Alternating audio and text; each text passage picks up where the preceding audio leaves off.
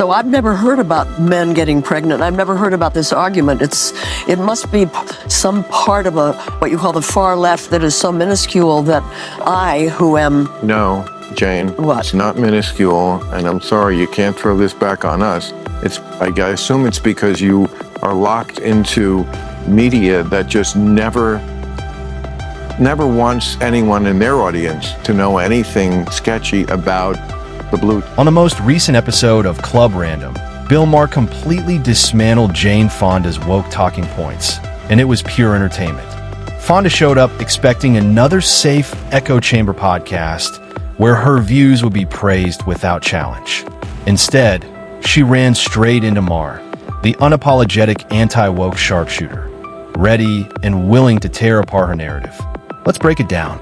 Absolutely. I'm sorry. Yeah, that is... No, you know this about California. Come No, on. I don't. Well, I'm sorry, I don't. You've never heard that California is overtaxed and overregulated? That we are a one-party state where there's sort of no checks on that sort of extreme leftism. And what do you think? I don't for a minute consider California a state that is extreme leftist. Not at all, not any way. Well, that shows where your politics are. There's a lot to unpack here. Jane Fonda is so deeply entrenched in the Hollywood bubble that she's nearly lost touch with everyday reality. After decades of cameras, applause, and activist praise, she seems to confuse the movie set with the real world. In her universe, slogans replace logic, and virtue signaling substitutes for actual wisdom. Maher, however, isn't playing along. He's about to puncture that inflated Hollywood fantasy and pull her back to earth, where real people live with real consequences. Grab your popcorn. This gets messy. They became the birthers, they became the Tea Party. There's about a third of this country that's very hard right. Of course they love Trump. When he left office, he had an approval rating of 34%. So he really only had those people. Why is he now tied? Because the other part of the coalition are people who, they don't really like him that much. They just think the far left has gone so nutty on so many issues. That's what they're being told. That's what By people like you. Because it's true. You think the far left does nothing crazy? Oh, I'm sure they do. You can feel the tension in the room as the two brace for impact. It's the quiet before the verbal sparring begins. What's truly ironic is this. Jane Fonda accuses Maher of claiming the far left is spiraling out of control, and then immediately admits that, yes, they actually are. Classic contradiction. That double standard has become a signature move. Deny it, dodge it, then accidentally confirm it. It's political hypocrisy unfolding in real time. Maher sees it, the audience sees it, and Fonda is about to feel it. What do you mean when you say far left? I mean, I could give you a million examples. Yeah, well, give me one. Okay, the NAACP. You think the NAACP is far Could I left? finish my sentence? Yes. You asked me for an example. Yeah. Travel advisory, that's like the State Department does to go to, I'm sure when you went to Vietnam, they were advising you not to. There's a war on it. I didn't talk to them. I don't have no... I know, but you know a travel advisory. Yeah. Today we have them for very dangerous countries. Yeah. Don't go to North Korea. Don't go to Iran. Yeah. You know where they issued a travel advisory for black people not to go? Yeah. Florida.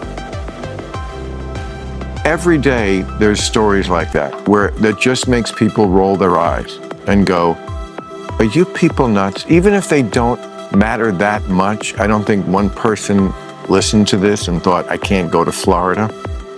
But they just suggest something to the average person, which I completely understand, which is, wow, do you people ever find anything that's ridiculous? Woke isn't just an attitude.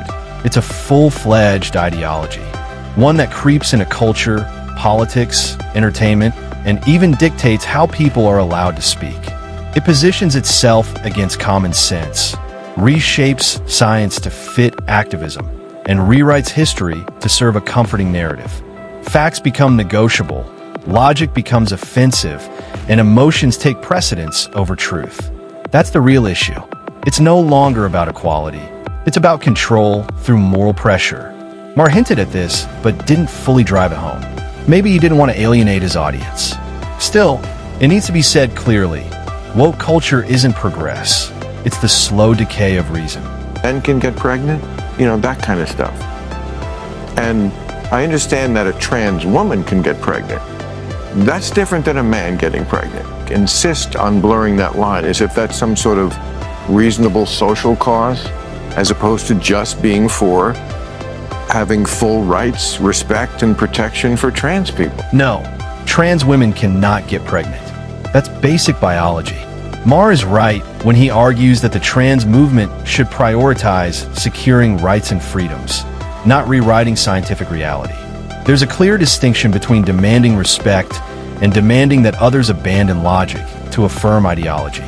The movement damages its own credibility when it promotes claims that contradict biology, such as insisting men can give birth or that gender is completely detached from sex. That extremism doesn't build allies, it drives them away.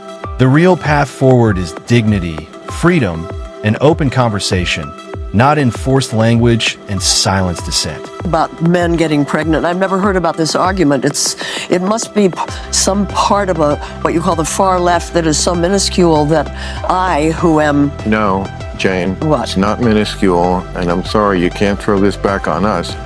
I assume it's because you are locked into media that just never wants anyone in their audience to know anything sketchy about the blue. That was the turning point. Jane Fonda tried to pivot at lightning speed. One moment she's defending the far left. The next she's acting as if she's never heard the claim that men can get pregnant. Seriously? That argument has been everywhere, from college campuses to talk shows to social media, for years. You can't pretend it doesn't exist. Once she realized she was cornered, she tried another escape route, claiming the woke left represents only a tiny slice of Democrats. Maher shut that down instantly, pointing out that this rhetoric is no longer fringe, it's mainstream. That exchange exposed it all: the denial, the spin, and the attempt to rewrite reality on camera.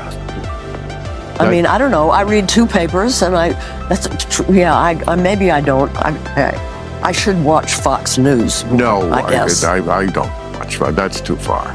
But you don't have to. I'm not going to torture myself. That's where the conversation finally sputtered out, with Jane Fonda appearing visibly uncomfortable and joking that she wished she'd watched more Fox News. But that joke revealed more than she intended. It was an unintentional admission that she's been living inside an echo chamber. For years, Hollywood praise insulated her from the raw debates happening everywhere else, in media, online, and at dinner tables across the country.